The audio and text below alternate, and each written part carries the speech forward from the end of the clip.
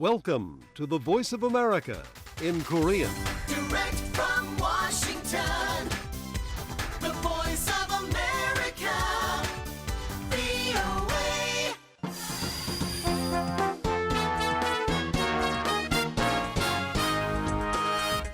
여러분 안녕하십니까? 여기는 미국의 수도 워싱턴에서 보내드리는 VOA 미국의 소리 방송입니다. 지금부터 VOA 한국어 저녁 방송을 시작하겠습니다.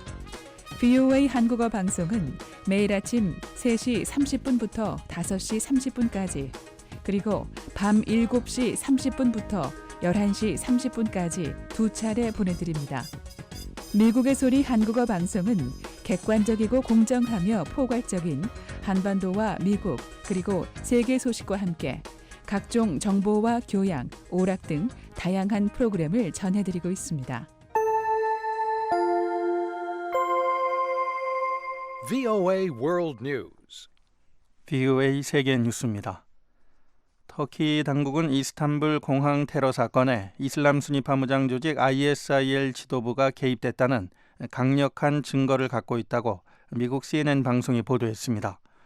CNN은 터키 고위 당국자를 인용해 테러 분자들이 한 달 전쯤 ISIL이 사실상 수도로 삼고 있는 시리아 라카에서 터키로 입국하면서 자살 조끼와 폭탄을 반입했다며 이번 테러는 ISIL 지도부가 개입해 사전에 치밀하게 모의했다고 전했습니다.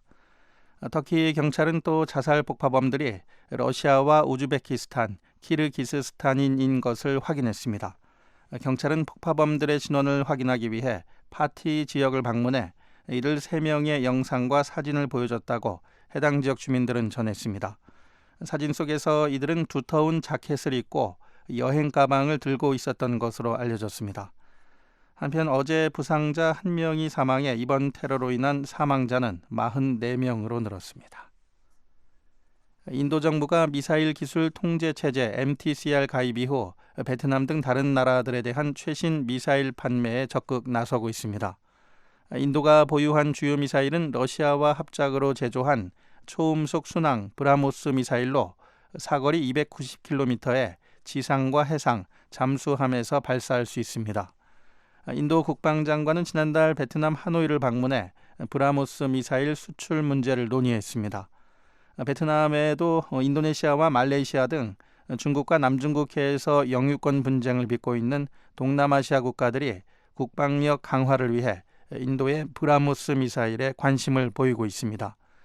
인도는 그동안 중국의 반발을 우려해 동남아시아 국가들과의 군사 협력을 오랫동안 꺼려왔지만 나란드라 모디 총리는 최근 미국과의 전략적 동반자 관계를 더욱 강화하고 있습니다. 타이완 해군 선박이 오늘 오전 훈련 도중 실수로 대함미사일을 발사해 인명피해가 발생했습니다. 타이완 군 당국은 발사된 미사일이 해상에서 조업 중이던 어선에 떨어져 선장이 숨지고 나머지 선원 3명은 구조됐다고 밝혔습니다. 훈련 점검 도중 실수로 발사된 것으로 알려진 초음속 숭펑 3호 미사일은 발사 뒤 2분 만에 팽후 섬으로 날아갔지만 중국과의 타이완 해협 중간 경계선을 넘지는 않았습니다. 타이완 해군의 미사일 오발 사고는 중국이 오늘 공산당 설립 95주년을 맞은 가운데 발생했습니다.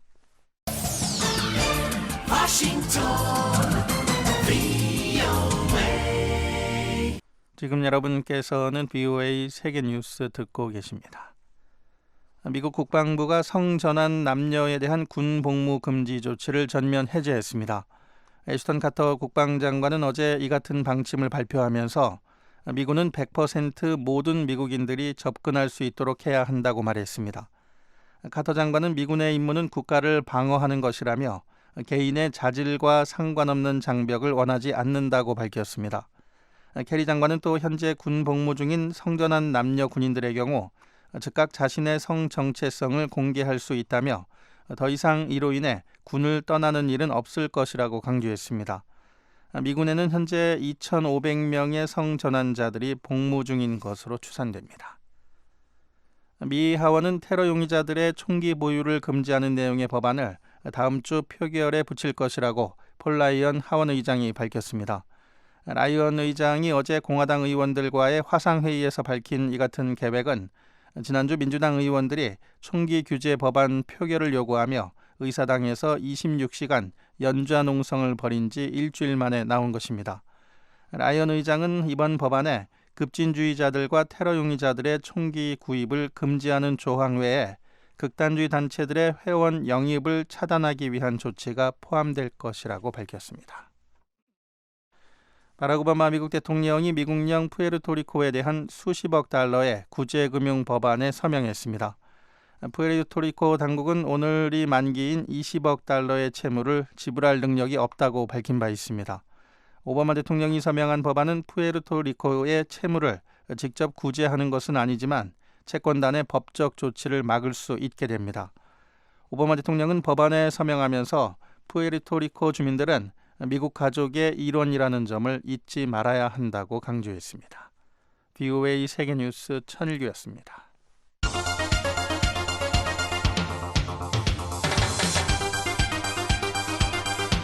VOA News Today. 여러분 안녕하십니까? 2016년 7월 1일 금요일 VOA 뉴스 투데이 1부 시작하겠습니다. 진행의 노시창입니다. 새로운 달 7월이 시작됐습니다. 이제 여름더위가 본격적으로 시작되고 장마도 한반도 전역으로 확산되고 있습니다. 건강하고 비 피해 없는 7월을 맞으시기 바랍니다. 이 시간에 보내드릴 주요 한반도 소식 알아보겠습니다. 미국, 한국, 일본 3국의 유엔 대사들은 북한 핵 문제 해결은 제재가 유일한 방법이라고 강조했습니다. Then the only way left is to make it tougher and more costly for the 한국 정부는 북한이 핵 보유국임을 주장하며 미국과 한국에 경거망동하지 말라고 위협한 조평통 성명을 궤변이라고 반박했습니다. 미 국무부는 2016 인신매매 실태 보고서에서 북한을 14년째 연속 최악의 등급으로 분류했습니다. 내일 북한 날씨 흐리고 비가 오다가 밤에는 대부분 그치겠습니다. 아침 최저기온 11도에서 21도, 낮 최고는 18도에서 32도의 분포가 되겠습니다. 첫 소식입니다. 미국과 한국, 일본의 유엔 대사들이 한자리에 모여 대북 제재 결의 2270호의 효과적인 이행 방안에 대해 설명했습니다. 대사들은 제재가 북한 핵 문제 해결을 위한 유일한 방법이라며 유엔 회원국들의 철저한 제재 이행을 촉구했습니다. 함지하 기자가 취재했습니다. 미국 뉴욕의 유엔 본부에서 30일 열린 세미나에서 오준 한국 대사는 북한이 핵무기를 포기하도록 하는 방법은 제재를 강화하는 것이라며 2270호의 이행의 중요성을 강조했습니다.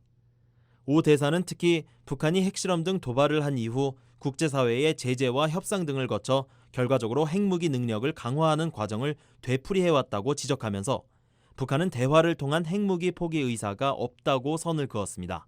If the DPRK has no intention of giving up nuclear weapons through negotiation, then the only way left is to make it tougher and more costly for DPRK. 북한이 대화를 통한 해결 의사가 없는 상황에서 남은 유일한 방법은 핵무기 개발을 어렵게 하고 비용을 높여 북한 스스로 자신들의 정책을 재고하도록 만드는 것이라는 설명입니다.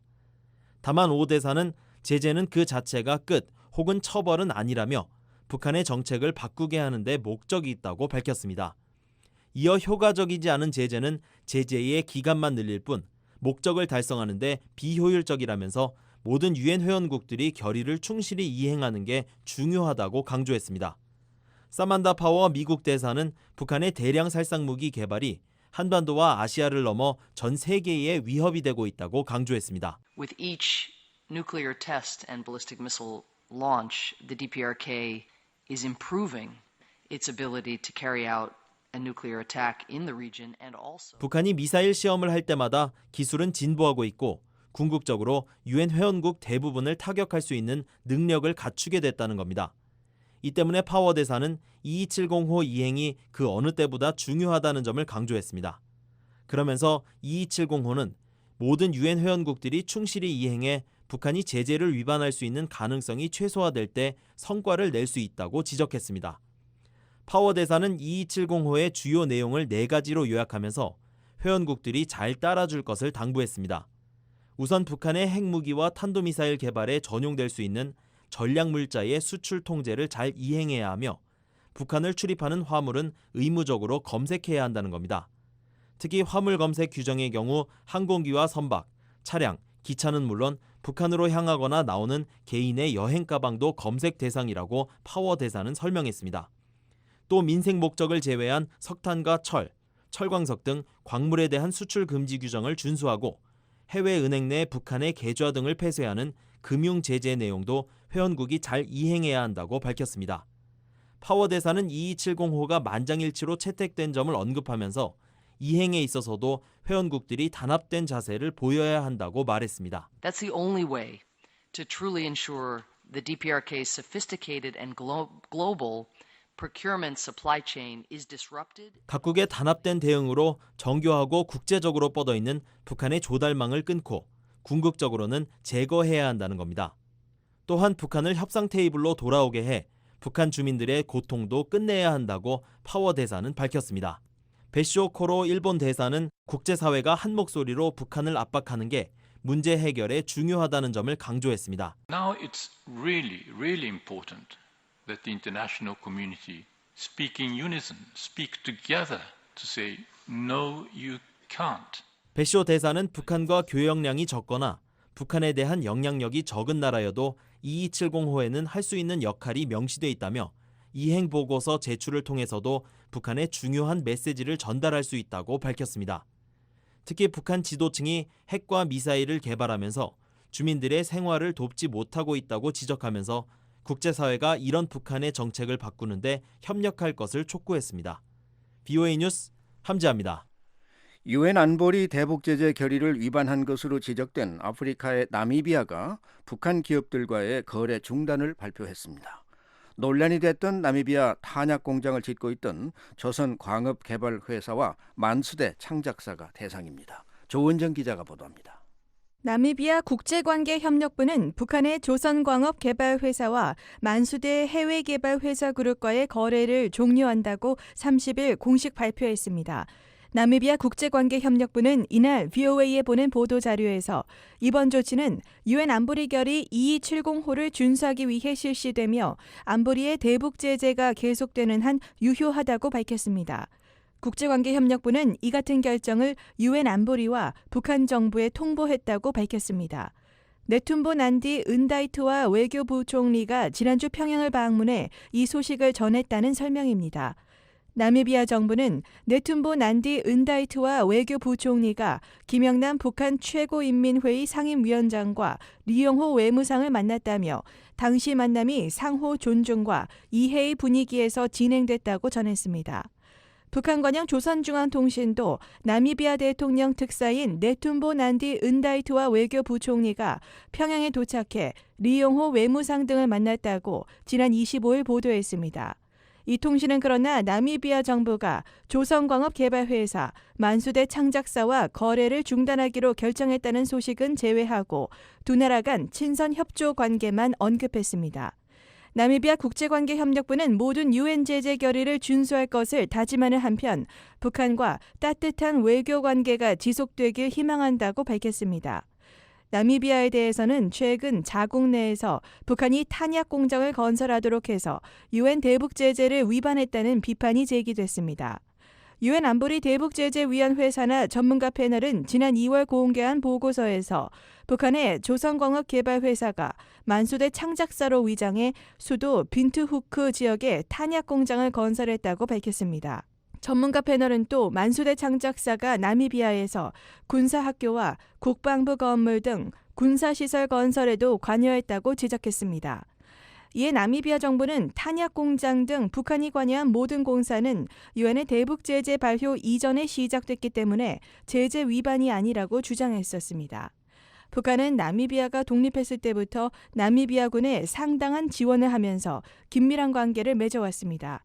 특히 만수대 창작사는 지난 2000년 이래 나미비아에서 군사박물관, 독립기념관, 영웅릉, 의사당 등 4건의 대규모 건설을 진행했습니다. VOA 뉴스 조은정입니다. 김정은 북한 국무위원장이 새 국가직 최고 수위인 국무위원장에 취임한 뒤 첫 행보로 우방 외교에 나섰습니다. 북한 관영 조선중앙통신은 김정은 국무위원장이 어제 중국 공산당 창건 95도를 맞아 시진핑 중국 국가주석에게 축전을 보내고 양국 친선을 새 세기의 요구에 맞게 발전시키고 동북아 지역의 평화를 지킬 용의를 밝혔다고 오늘 보도했습니다. 조선중앙통신은 또 김 위원장이 어제 쿠바 특사인 살바도르 발데스 메사 국가평회 부의장 일행을 접견하고 양국의 전통적인 친선 협조 관계가 앞으로 더욱 확대 발전되리라는 확신을 표명했다고 전했습니다. 한국 정부는 핵 보유국 지위를 거듭 주장한 북한 조국평화통일위원회 성명에 대해 궤변이라고 반박했습니다. 북한은 국가기구로 격상된 조평통을 통해 앞으로 대남 관계에서 보다 공세적으로 나올 것이란 전망입니다. 서울에서 김환영 기자가 보도합니다. 한국 정부는 국가기구로 승격한 북한 조국평화통일위원회 조평통이 지난달 30일 발표한 첫 성명에서 북한이 핵 보유국임을 주장한 데 대해 북한을 결코 핵 보유국으로 인정하지 않는다는 게 한국과 국제사회의 일치된 입장이라고 반박했습니다. 한국통일부는 1일 대변인 논평을 내고 북한이 중거리 탄도미사일 발사를 자화자찬하면서 스스로를 핵 보유국으로 주장하는 것은 궤변이라며 이같이 말했습니다. 정준희 통일부 대변인입니다. 북한이 스스로 처한 현실을 바라보지 못하면서 핵 선제 타격 태세 완성, 운운하며 핵 위협을 계속하고 다른 한편으로는 평화와 통일을 거론하는 거짓된 행태를 계속한다면 북한은 더 고립될 뿐입니다. 논평은 북한의 핵과 미사일 개발은 유엔 안보리 결의 등 국제규범을 위반한 불법 행위이자 한반도와 전 세계의 평화와 안정을 해치는 위협이라며 북한이 하루빨리 핵 미몽에서 벗어나 진정성 있는 비핵화 의지를 행동으로 보일 것을 촉구했습니다.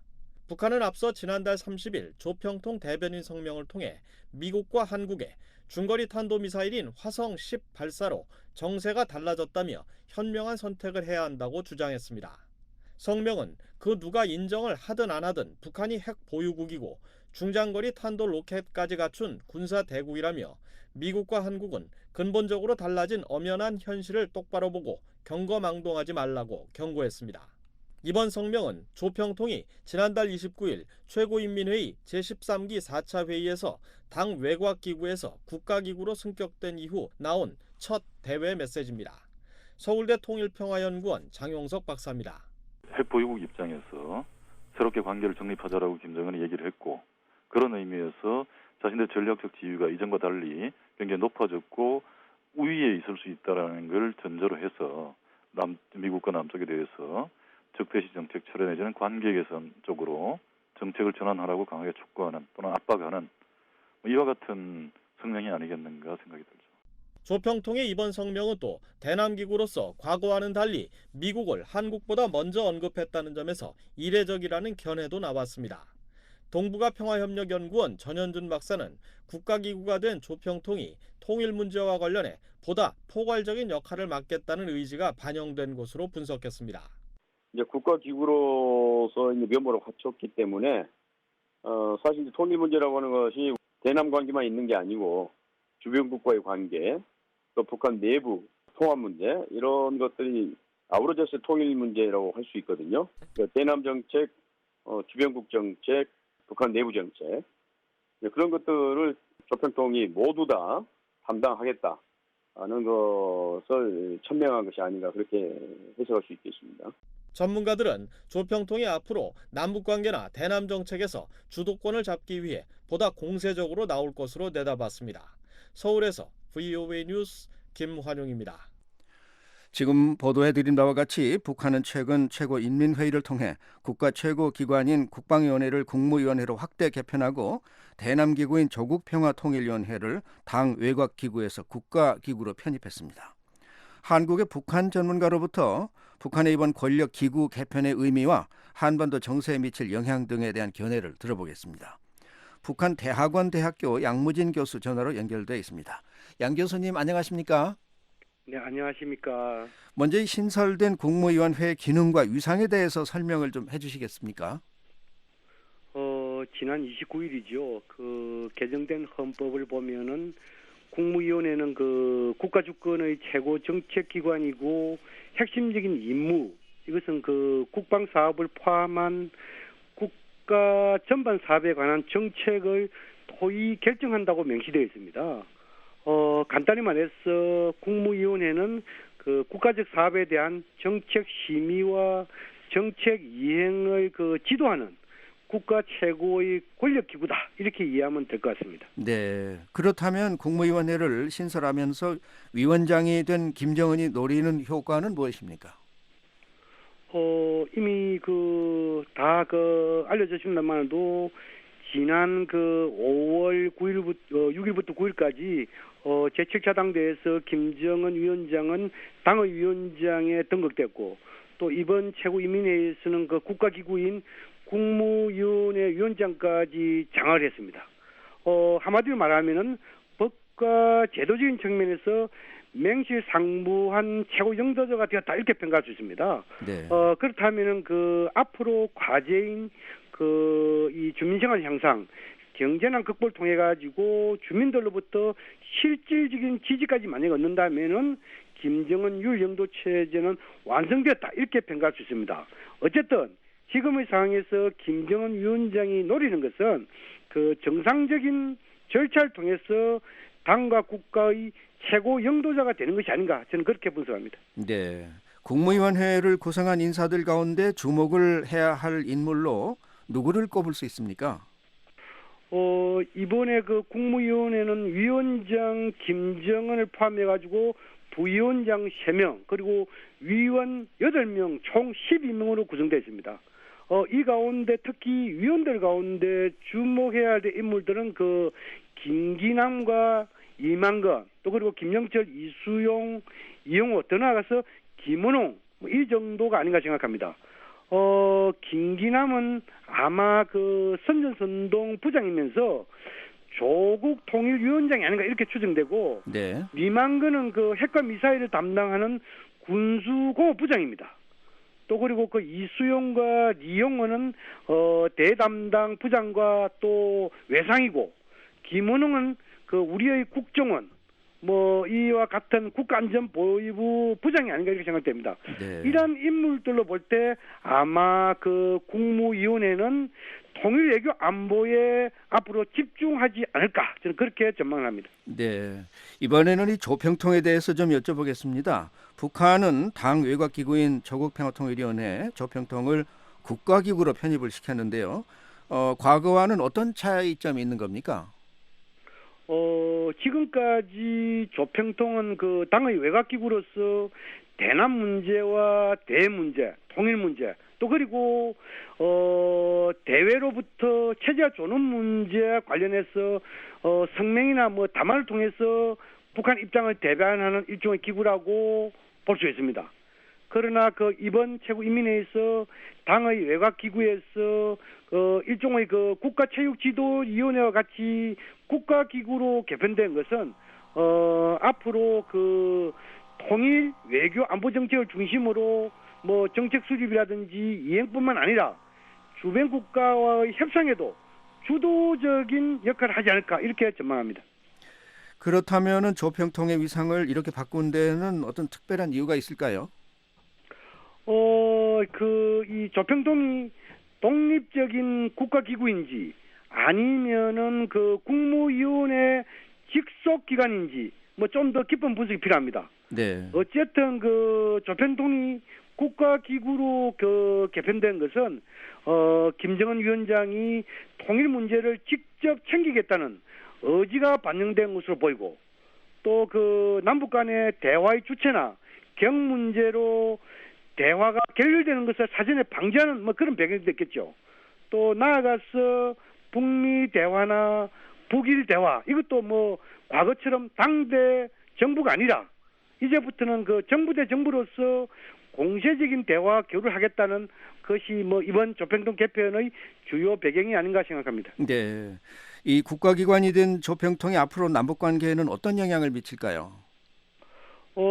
조평통이 국가기구로 개편된 것은 김정은 시대 출범과 함께 통일 문제에 대한 김정은 위원장의 관심과 의지가 담긴 것이기 때문에 아마 대화와 교류를 통한 남북관계 발전에 긍정적인 기여를 할 것이다. 저는 그렇게 생각합니다. 그러나 조평통이 개편된 이후 첫 담화가 대남 대미 비난이라는 점에서 다소 우려스럽다는 생각도 듭니다. 네.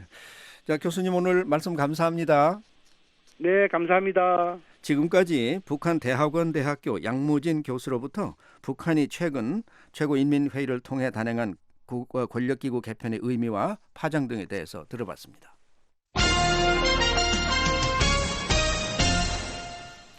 김정은 북한 국무위원장이 지난 4년 사이 체중이 과도하게 불어 불면증 등 건강에 문제가 있다고 한국국가정보원이 밝혔습니다. 서울에서 박병영 기자가 보도합니다.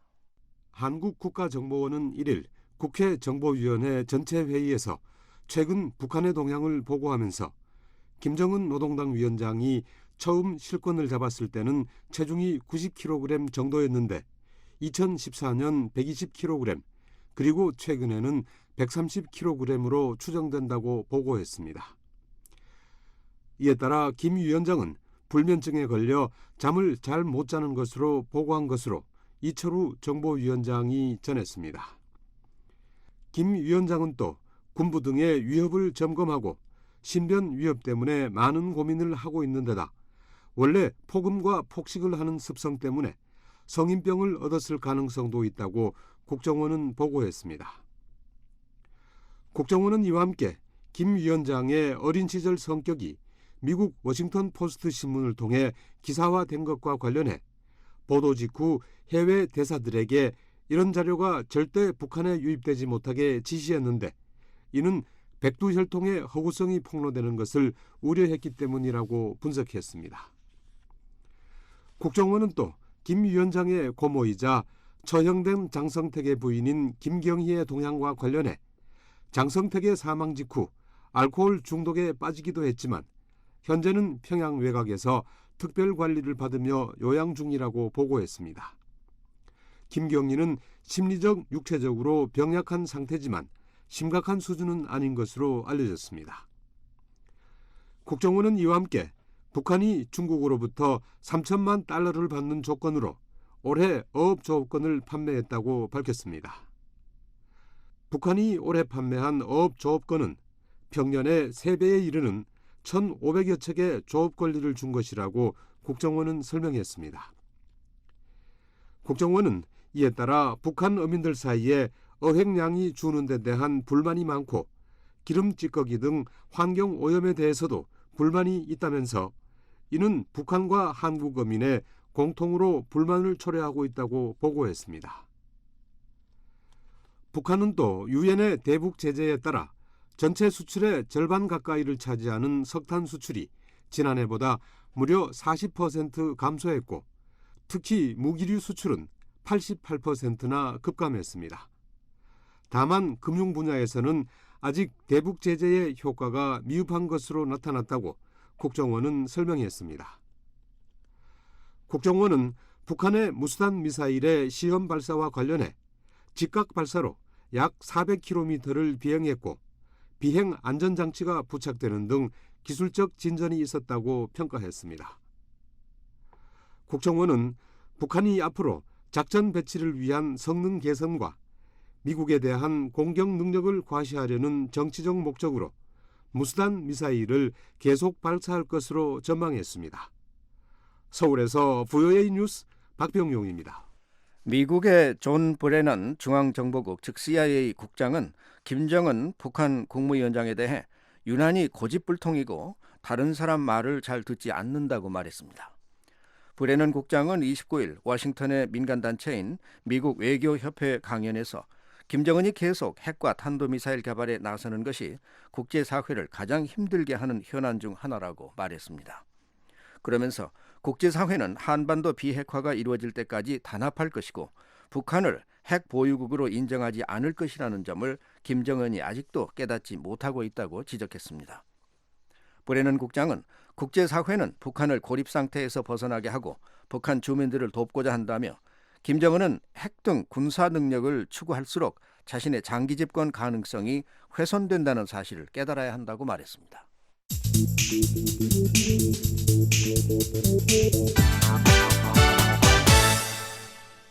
미 국무부가 14년 연속 북한을 최악의 인신매매 국가로 분류했습니다. 북한이 인신매매를 예방하고 피해자를 보호하기 위한 조치를 전혀 취하지 않고 있다는 지적입니다. 이현철 기자가 보도합니다. 미국 국무부는 30일 발표한 2016 인신매매 실태 보고서에서 북한을 최악의 등급인 3등급 국가로 분류했습니다. 이로써 북한은 2003년 이후 14년 연속 최악의 인신매매 국가에서 벗어나지 못했습니다. 보고서는 북한이 인신매매를 막기 위한 최소한의 기준도 따르지 않고 있고 인신매매 희생자들을 보호하고 가해자를 처벌하기 위한 조치를 전혀 취하지 않고 있다고 밝혔습니다. 또 남성과 여성, 어린이들이 강제노동과 성매매의 대상이 되는 나라라고 지적했습니다. 북한 정권이 정치범 수용소에 8만 명에서 12만 명을 수감하고 있고 어린이를 포함한 모든 수감자들은 열악한 환경 아래 장시간의 강제노동에 시달리고 있다는 겁니다. 이어 북한 정부가 지역별로 노동교화소를 운영하면서 수감자들에게 단기간 동안 중노동을 시키고 있다고 밝혔습니다. 아울러 해외에 파견된 많은 북한 노동자들도 강제 노동에 직면해 있다고 보고서는 밝혔습니다. 많은 노동자들이 위험한 기후 조건 아래 장시간 노동에 시달리고 있고 철저한 감시 속에 이동과 소통의 제한을 받고 있으며 탈출할 경우 북한 내 가족이 보복을 당할 것이라는 위협을 받는다는 겁니다. 특히 해외 파견 노동자들은 임금의 극히 일부분만 받고 그나마 귀국할 때까지 지급되지 않기 때문에 당국자들의 협박과 착취에 더 취약할 수밖에 없다고 지적했습니다. 보고서는 북한 정부의 탄압으로 많은 사람들이 북한을 탈출한다며 이 과정에서 이들이 목적지 국가에서 인신매매에 취약하게 된다고 밝혔습니다. 그러면서 중국으로 탈출한 약 10,000명으로 추산되는 북한 여성과 소녀들 중 상당수가 강제 결혼과 매춘, 가사 노동 등 인신매매에 취약하다고 밝혔습니다. 또한 이들은 중국 당국에 적발될 경우 북한으로 송환돼 가혹한 처벌을 받게 된다고 보고서는 밝혔습니다. 보고서는 북한 정부의 정치범 수용소 수감자들과 해외 파견 노동자들을 대상으로 한 강제 노동을 중단하고 북송된 인신매매 피해자들에 대한 사형이나 가혹한 형량 선고를 중단하라고 촉구했습니다. 또한 북한 내 인신매매 피해자들과 북송된 주민들에게 지원을 제공하고 인신매매를 중대 범죄로 규정하고 인신매매범을 처벌하라고 촉구했습니다. 이 밖에 노동자를 인접 국가에 파견할 때 투명한 양자 노동계약을 체결하고 노동자들이 정당한 임금을 받고 작업의 종류를 선택할 수 있으며 마음대로 직장을 바꿀 수 있도록 허용할 것을 촉구했습니다. 미 국무부는 북한과 함께 알제리, 미얀마, 이란, 러시아, 시리아, 우즈베키스탄, 짐바브웨, 베네수엘라 등 27개국을 3등급 국가로 분류했습니다. 한편 한국은 14년 연속 가장 좋은 등급인 1등급을 유지했습니다. 보고서는 한국 정부가 성매매 축소를 위한 최소한의 기준을 충족하고 있으며 성매매 방지를 위한 캠페인도 진행하고 있다고 밝혔습니다. BOA 뉴스 이현철입니다. 북한 최초의 농아 유치원이 지난 4월 문을 열었습니다. 20명 정도의 어린이가 숫자와 글자를 수화로 표현하는 방법을 배우고 있습니다. 김현진 기자가 보도합니다. 북한 최초의 농아 유치원이 올해 4월 초 개원했다고 독일에 본부를 둔 대북구호단체 투게더 함흥의 로버트 그룬드 대표가 밝혔습니다. 세계 농아인 연맹의 북한 연락관이기도 한 그룬드 대표는 30일 BOA에 보낸 이메일에서 개원 당시 3명이 전부였던 농아 어린이가 지금은 20여 명으로 늘었다고 말했습니다. 그룬드 대표에 따르면 투게더 함흥과 가톨릭 단체, 기부자들의 지원으로 평양 모란봉 구역에 건립된 이 유치원에는 교실이 10개 정도 있고 40여 명의 어린이를 수용할 수 있습니다. 세계 농아인 연맹의 대북 지원 사업을 평가하기 위해 지난 5월 말 북한을 방문한 데보라 러셀 세계 수화 통역협회 회장은 최근 BOA와의 전화 통화에서 농아 유치원을 둘러본 소감을 밝혔습니다. The room was bright and colorful and a lovely mat on the floor for them to sit and play. 교실이 매우 잘 꾸며져 있었고 농아 선생님들이 굉장히 적극적으로 어린이들을 가르치고 있었다는 설명입니다. 러셀 회장은 한 교실에 4살에서 5살 정도 되는 12명의 어린이가 수업을 듣고 있었다며 수업 내용은 일반 유치원과 별로 다르지 않았다고 말했습니다.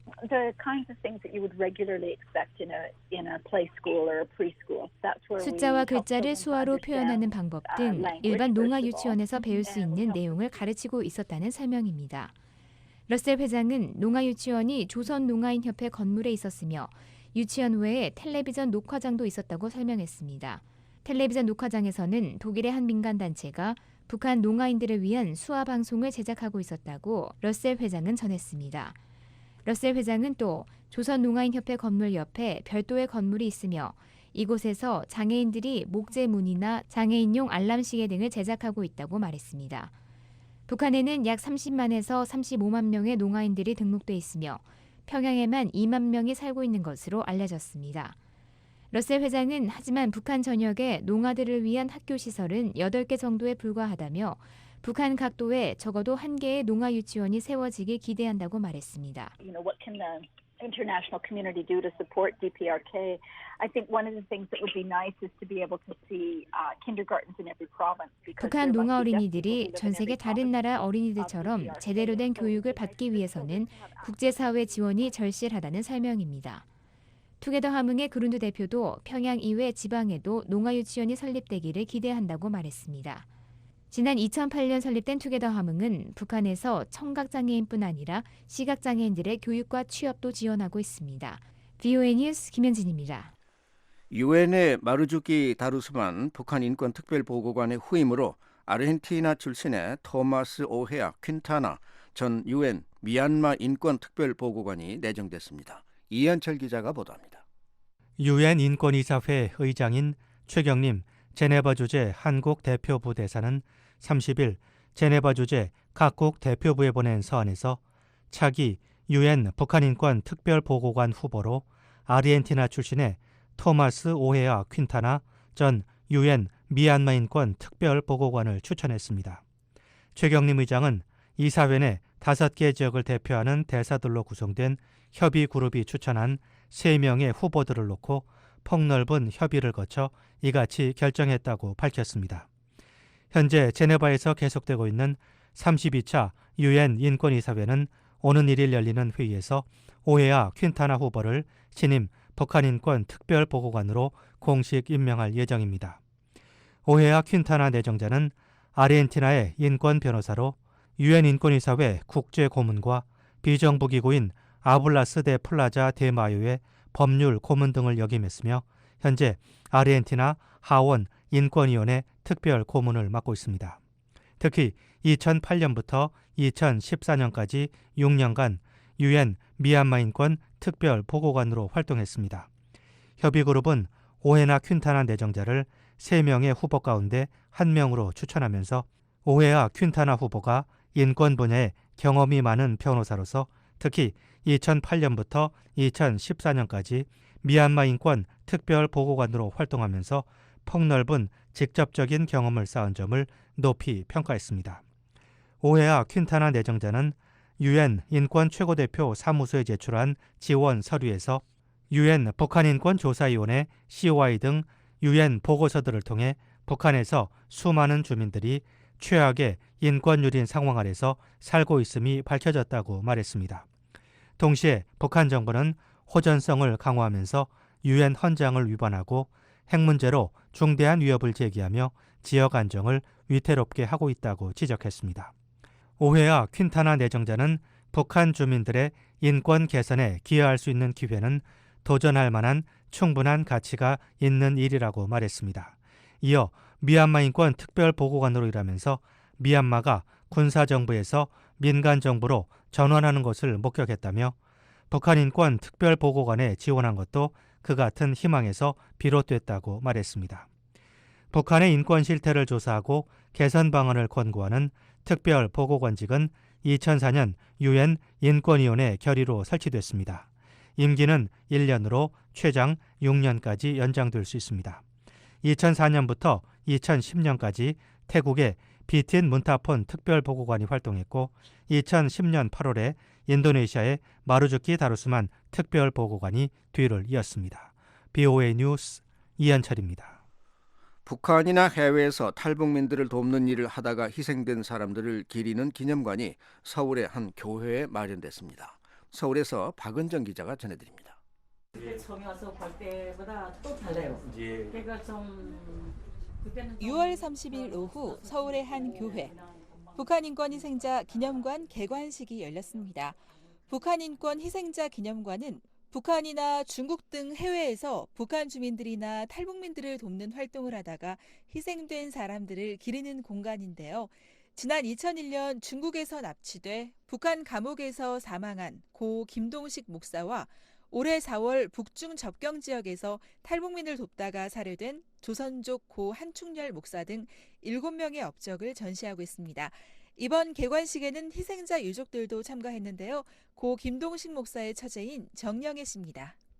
가족보다도 외부에 계신 탈북자들 위해서 애쓰더라고요. 그래가지고 저한테 구체적인 얘기는 못 하더라고요. 그래가지고 그때도 아픈 몸으로 그냥 중국 가야 된다 그래가지고 가셨었는데 이렇게 아주 못 볼 줄 몰랐죠. 늘 걱정 속에 있었어요.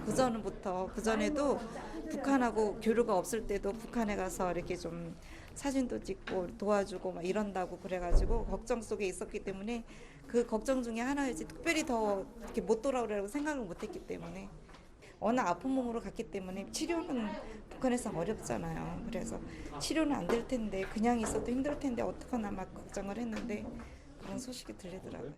탈북민으로서 중국에서 탈북민들을 위해 일하다 지난 1997년 사망한 고 김광수 선교사의 가족들도 함께했습니다. 이제 가족이 살아있다고 그러니까 한번 면회 좀 시켜줘라고 친구들이 자꾸 그 보이부다가 말해가지고 보이부서 오라고 해서 만났잖아요. 가서 그때는 얼굴이 이제 조그만 아이 같아요. 살이 싹 빠지고 몸에 살을 다 긁어도 1kg가 안 될 것 같더라고요. 그런 형편에서 이제 제가 보고 나도 뭐 누군지도 몰랐어요. 저 사람 무슨 죄 져서 저렇게 죽게 됐는가 했는데 법에 들어가니까 미리 데려다 놨어요. 움직이지 못하니까. 그래 하고서 우리 남편인데 말할 게 있으면 말하라고 국가보위부에서 높은 간부가 큰 간첩을 잡았다고. 김동식 목사님, 한국 목사님과 있었으니까 내 안기부 간첩이다. 거기다가 감옥에서 또 몰래 복음을 전한 걸 누가 가서 또 고발을 했어요. 그러니까 안기부 간첩죄에다 미신까지 퍼뜨린 죄로 이제 그래 하고 그걸 대라고 고문을 당한 거예요. 6개월 만에 이제 병원에 오라고 그 통보 왔을 때 가니까 뭐 옷도 다 찢어져 이제 엄마랑 말한 것도 같아요. 사람이 형체가 안 보이고 너무 예배가지고 눈도 못 감으시더라고요.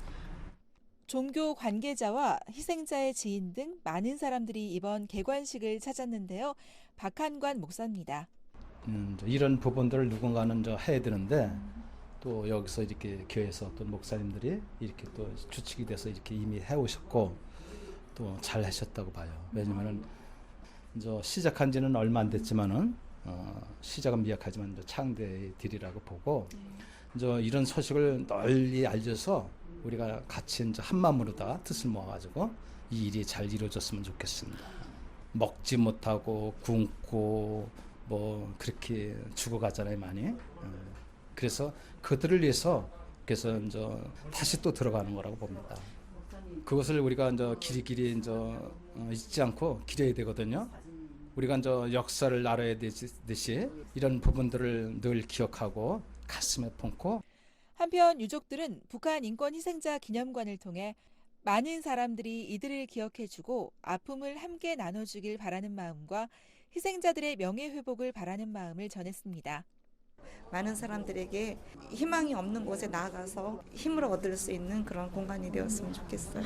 감사하고 오늘 또 김동식 목사님이 그런데 오늘 또 같이 옆에 또 나란히 이렇게 모시고 나니까 마음에 무엇인가 확 이렇게 열리는 그런 감이 나고 참 감사하고 정말 항상 잊지 말고 대를 이어서 그분들처럼 가볍게 살고 이제 남은 생을 바쳐야 되겠다 이런 생각을 해요. 그래서 저는 감옥에서 이제 고문을 당하고 다 나도 죽게 되고 눈도 멀고 귀도 다 멀었댔어요. 내가 비록 남처럼 뭐 크게 무슨 이런 거는 할 수 없지만 이제 내가 정말 내 맡은 사명에 충실해야 되겠다 이런 생각을 하고 북한을 위해서 막 눈물 흘리면서 기도하고 이걸 통해서 본인도 자신감 가지고 또 어디 어려울 때나 또 남도 도울 수도 있는 봉사도 많이 할 것이고 이런 사람들 보게 되면 진짜 이러면 저라 해도 얼마나 이렇게 씨앗을 뿌려 많이 노력했나요. 이런 걸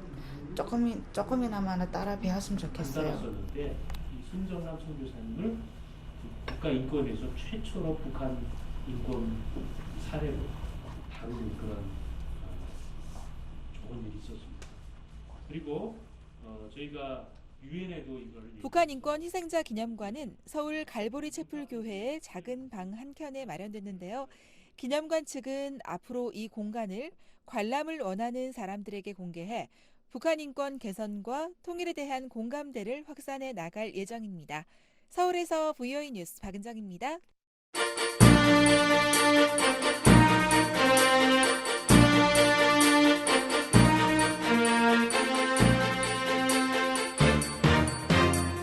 한국의 이모저모를 알아보는 서울통신, 오늘도 도성민 기자 연결돼 있습니다. 안녕하십니까? 안녕하십니까? 서울입니다. 서울에 오래간만에 장대비가 내렸다는데요. 오늘은 날씨 소식부터 시작을 해볼까요? 남부 지역에만 머물렀던 장마 전선이 중부 지역까지 올라왔습니다. 비가 올 것 같은 아주 습한 날씨에 햇볕까지 해서 불쾌지수가 높은 날이 계속 이어졌었는데요. 이 서울에서는 차라리 억수같이 내린 장대비가 시원하다 이런 반가운 분위기였다가 오후까지 계속 이 장대비가 계속되면서 곳곳에서 관련 사건, 사고 소식이 계속 이어지고 있습니다. 네, 비의 양이 꽤 많았는가 보죠? 네, 경기도 31개 시군에 호우주의보가 내려졌습니다.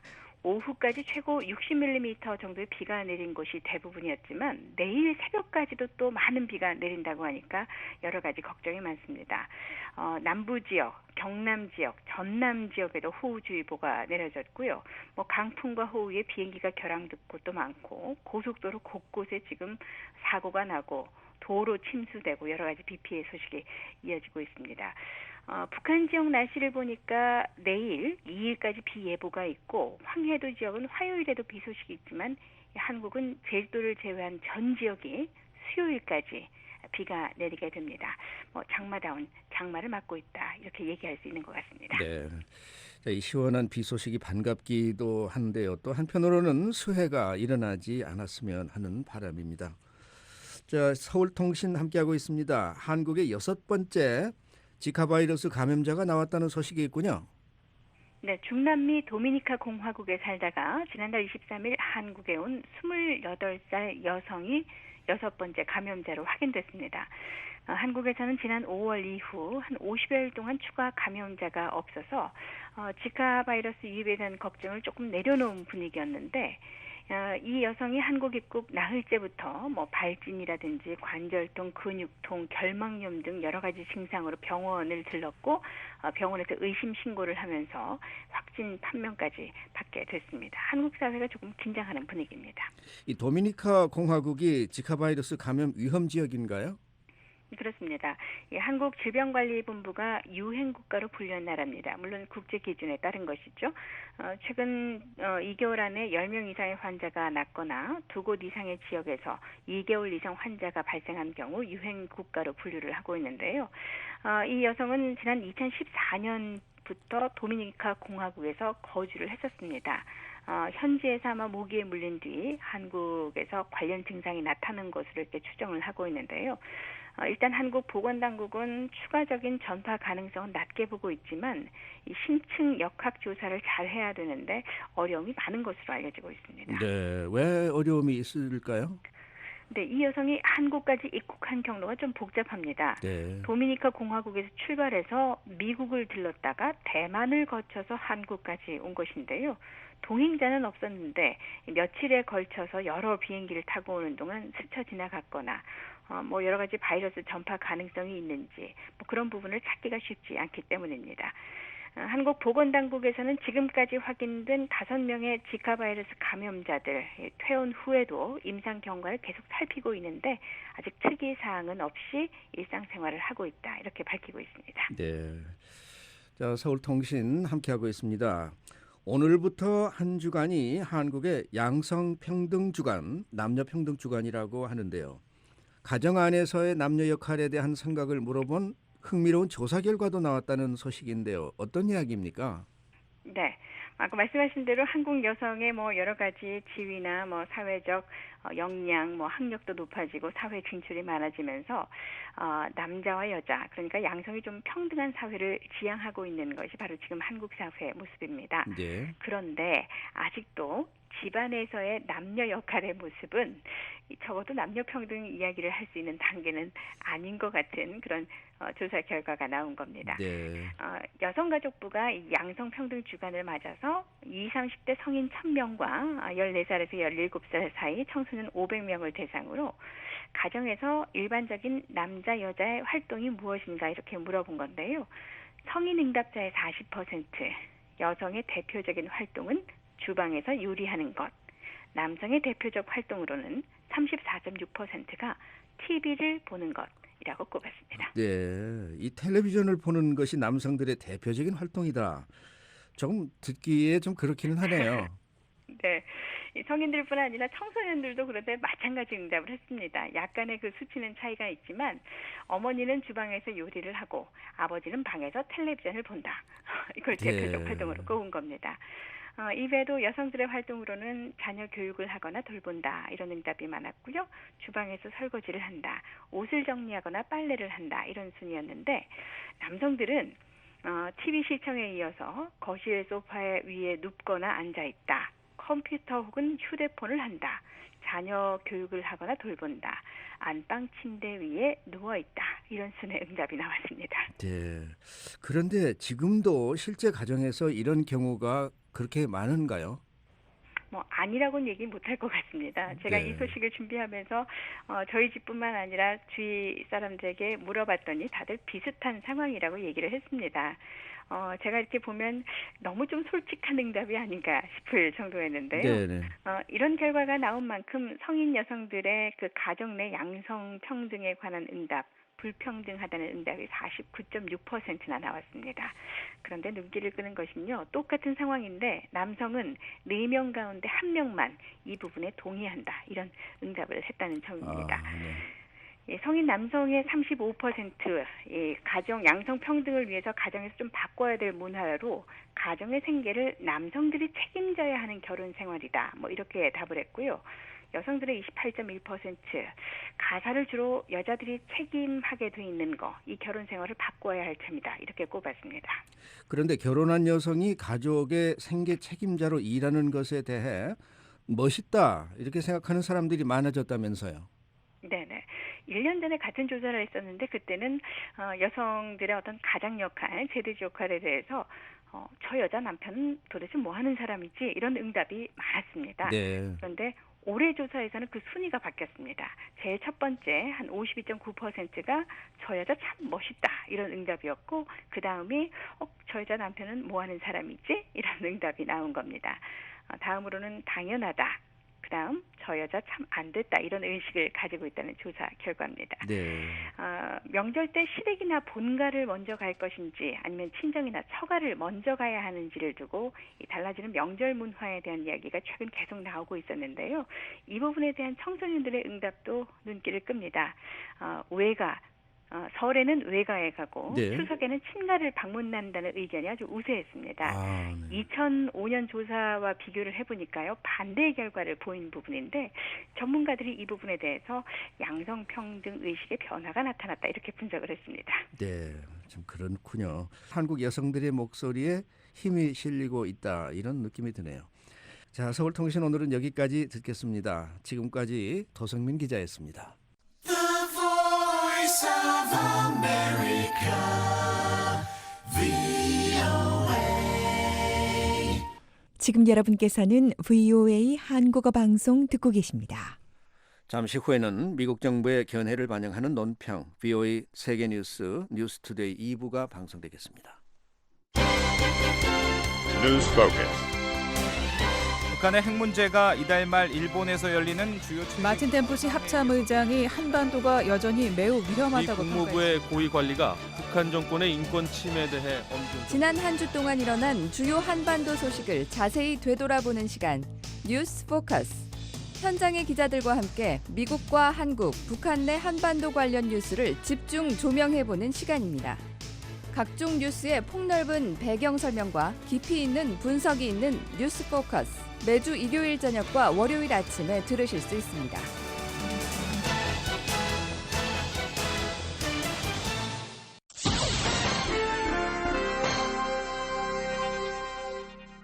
미국 정부의 견해를 반영하는 논평입니다. 5년 전 시리아 내전이 시작된 이래 500만 명의 시리아 주민들이 피난길에 올라 인접국인 터키, 레바논, 요르단으로 뿔뿔이 흩어졌습니다. 현재 요르단에는 63만 6천 명의 시리아 난민들이 있는데 이는 요르단 전체 인구보다 10% 많은 규모입니다. 그리고 시리아에서 피난 나온 이라크 난민과 팔레스타인 난민들도 수만 명이나 됩니다. 이 같은 갑작스런 난민 사태는 요르단의 국경 근처에 사는 주민들과 정부 기관 그리고 이 나라의 사회기관 시설에 엄청난 부담이 되고 있습니다. 요르단의 난민 사태를 돕기 위해 미국은 1년의 새로운 지원 계획을 마련했습니다.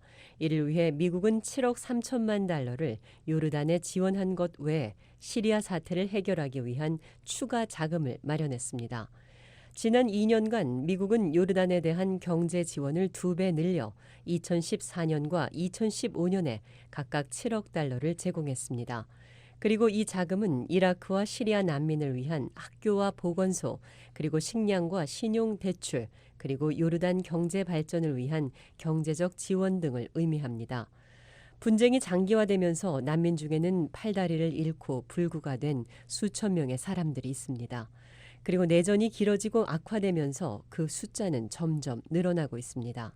이 같은 문제를 해결하기 위해 최근 미 국무부의 무기 제거와 정치 군사 문제 담당 사무실과 민간단체인 폴루스 사회경제개발센터는 아시아 개발 트레이닝과 손을 잡고 요르단에 국립재활시설을 세웠습니다. 폴루스 사회경제개발센터는 지뢰와 폭발물로 인한 희생자들에게 보조장비를 제공하는 알-바더 센터와 알-후세인 센터, 그리고 국경 없는 시리아, 그리고 알-살람 센터를 지원합니다.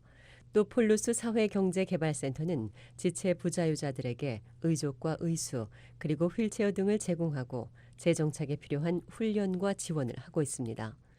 우리는 전 세계적으로 많은 사람들이 내전과 분쟁으로 난민이 된 것을 안타깝게 생각합니다. 미국은 분쟁으로 고향을 잃은 데다가 부상을 입은 사람들을 돕기 위해 다른 나라들과 또 민간 단체들과 협력하길 고대합니다. 미국 정부의 견해를 반영한 논평이었습니다. 이에 대해 의견이 있으신 분은 편지나 팩스, 전자메일을 보내주시기 바랍니다. 주소는 Voice of America, 약자로 VOA를 쓰신 뒤 코리안 서비스, 주소 330 Independence Avenue, SW, 워싱턴 DC 20237 USA입니다. 팩스는 국가번호 1번 202-382-5325번이고요. 전자메일은 korean@voanews.com으로 보내주시기 바랍니다. 저희 VOA 미국의 소리 한국어 방송에서는 여러분의 의견을 기다리고 있습니다. 미국 국제 전화번호는 1-202-205-9942번, 1-202-205-9942번입니다. 그 밖에 중국과 태국에서도 무료 전화 이용하실 수 있습니다. 중국에서 전화하실 때는 00-800-500-12345번, 00-800-500-12345번.